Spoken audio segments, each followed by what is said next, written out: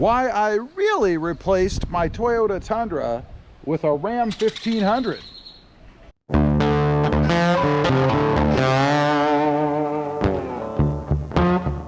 Well, good afternoon everybody, and welcome back to Automotive FST. So today I wanted to talk about why I really traded my 2021 Toyota Tundra in for a 2022 Ram 1500. But before we get into it, if you're new and you haven't, make sure you smash that subscribe button and click that notification bell so that you don't miss out on any upcoming videos. So first of all, let me say I caught a lot of flack when I traded off that 2021 Tundra. You know, the Tundra fans are devout. But, you know, I decided that since I couldn't get the 2022 for a few reasons, and I'm going to go over those in just a minute, I'd go with the Ram, because the Ram has always been my second choice as far as full-size pickup trucks go. I've loved the Ram truck for years. I had a Ram Rebel, and it's one of the best trucks that I've ever had. So I decided to take the leap, forget about the 2022 Tundra, and go ahead and buy the Ram. So what does the Ram offer me that the 2022 Tundra didn't? I mean, there's always a reason, right? If you choose one thing over another, there must be a reason for doing that. So, number one, and this is looking at the Ram 1500 compared to the 2022 Toyota Tundra. The Ram 1500 is better looking. It's a better looking truck. I've always said that the Ram is the best looking full-size truck on the road, and I thought maybe when Toyota put the new 2022 out that it would be a good looking truck, that it would be better looking than the Ram. Well, Toyota didn't get that right. They screwed it up as far as I'm concerned. It looks disjointed, thrown together. It just doesn't look good, and it certainly does not look better than the 2021, or two I should say, Ram 1500. Number two, available mods. You know, part of what I do, or a lot of what I do on this channel and other channels that I have, is modifications. Adding different things to my trucks to customize them, to make them my own. And that's one thing that I thought about even when early on I thought I was going to get the 2022 Tundra, was, you know, how many mods are going to be out there and available for it? It's a redesigned truck, it's brand new, it's probably not going to be a lot of stuff. And I found that to be true. There's your typical things like floor mats and a tonneau cover and some stickers and side steps and that kind of stuff. But the more technical or involved that you get, the less and less stuff that there is to buy and to actually install on the truck. So that played a big role in it for me as well. There just aren't a lot of mods out there for the 2022 Tundra. And that's no fault of the Tundra. It simply takes a while for the aftermarket to catch up. Number three, and this is a big one, availability. You know, all the stars aligned wrong for me and a lot of others when it comes to the 2022 Toyota Tundra. You know, we have what's going on in the world, creating shortages, causing shipping delays, all that stuff. And then we have everybody trying to buy the new trucks right away. That creates a shortage. And you just can't get the trims that you want. You kind of have to take whatever the dealerships have on allocation coming in. You can order, but who knows when you're going to get it, and who knows what you're going to get when it comes in. I've heard of manufacturers changing orders, leaving things off, even changing colors. Well, that's nothing that I wanted to deal with. I didn't want to put my money down and then hope that I got what I wanted. So I just wasn't willing to do that.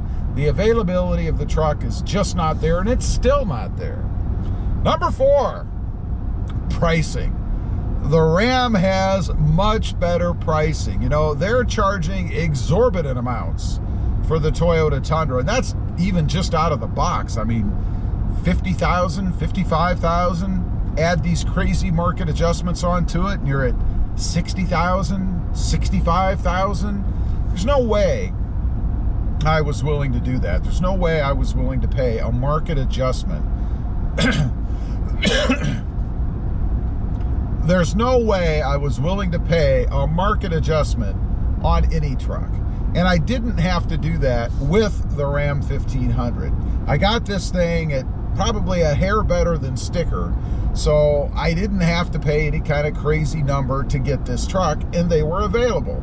There were several of them on the lot. I got to choose what I wanted, something that I wouldn't have been able to do with the Toyota Tundra. Number 5, the lack of a V8. You know, I'm not ready yet. I wasn't ready when I got this truck, and I'm still not ready on a full-size truck to jump out of the V8. You know, I love the V8 power, and if I'm gonna have a full-size truck, I think it needs to be as powerful as I can get it, all things being equal. I mean, I'm not gonna go out and buy an 8-liter truck or anything, but I wanted at least a V8, and of course, the 2022 Tundra doesn't have a V8 anymore. It's a V6 twin turbo. I didn't want that. I didn't want to compromise.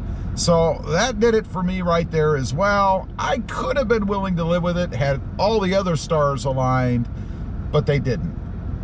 Lastly, number 6, I know what I'm getting with the Ram 1500. You know, there's a history. We know what it is. We know what to expect. Granted, a lot of folks say it's not that reliable. You're going to have problems. And that may or may not be true, but let's be honest. Problems arise with miles, with age. You know, I don't keep these trucks a whole long time, so I'm not really expecting to have any problems with this truck. If I do, it's got to be something out of the norm and unique. There's no way a truck with less than probably 50, maybe 80,000 miles should have any problems, and I don't expect that with the Ram 1500.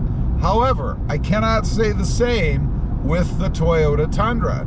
You know, there were a lot of problems reported early on. Turbo problems that has been beaten to death, fitment problems, paint problems, radio problems, you name it. It seems like almost every day there's some new problem announced with the Toyota Tundra.